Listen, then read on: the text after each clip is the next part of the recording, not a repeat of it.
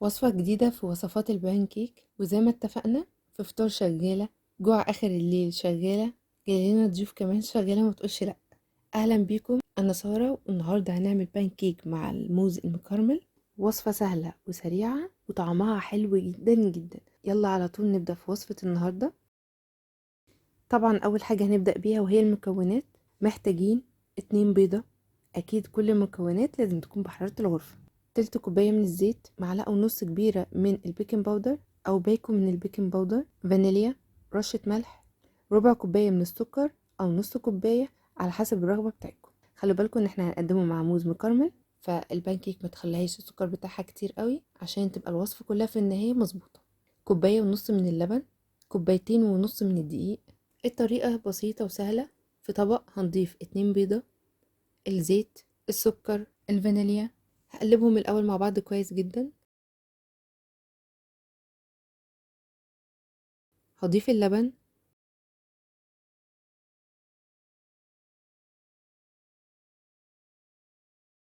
هقلب تاني.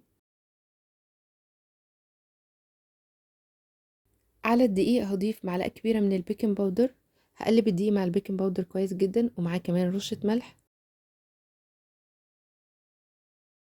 هضيف المواد الجافة على المواد السائلة واقلب كويس جدا عشان كل حاجة تمتزج مع بعضها.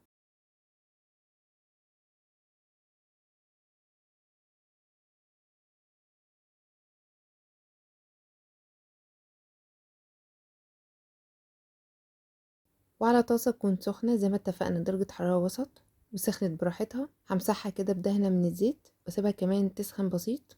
هضيف الخليط بتاعي. كمية الخليط اللي انا هضيفه هو اللي هيحدد معايا حجم البانكيك. وبظهر الحاجة اللي انا بضيف بيها الخليط ابدأ اوزع الخليط كده عشان ياخد شكل دايرة.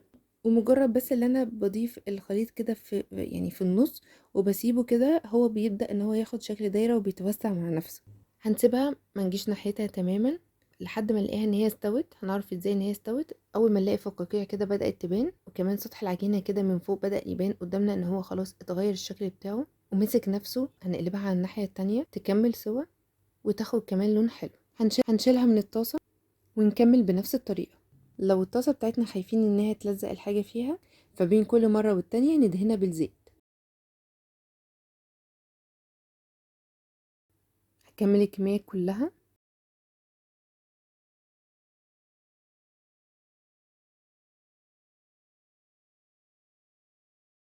هنبدأ نحضر صوص الكراميل مع الموز. في طاسة ضفت نص كوباية من السكر بدون أي إضافات، وسبت السكر لحد ما ساح والكراميل وبقى معايا بالشكل ده. على طول هضيف عليه معلقة كبيرة من الزبدة أو مكعب كبير من الزبدة وأقلب. رشة من الملح، فانيليا. الفانيليا هنا بتظبط قوام الكراميل جدا جدا. بعد ما قلبت كل حاجة مع بعضها هنضيف الموز، والموز ده قطعوه على حسب ما انتوا حابين. حبيت اقطعه شرايح بالشكل ده، قلبتها مع الكراميل. يفضل هنا الموز اللي بيكون ماسك نفسه شوية، ما يبقاش اللي هو طري، او حتى لو استخدمنا الموز اللي كان طيب جدا هيتهري هنا شوية، بس هيبقى الميكس كله كده داخل مع بعضه.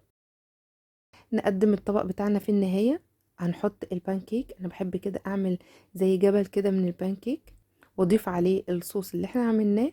واكيد طبعا نقدر نقدمه البانكيك لوحده والصوص لوحده، ونضيف الصوص على البانكيك مع التقديم في حالة لو جاي لنا ضيوف. وبكده نكون وصلنا لنهاية فيديو النهاردة ووصفتنا الحلوة. يا رب تكون عجبتكم وتكون استفدتوا منها. قابلكم ان شاء الله بفيديوهات وصفات مختلفة، وسلام عليكم.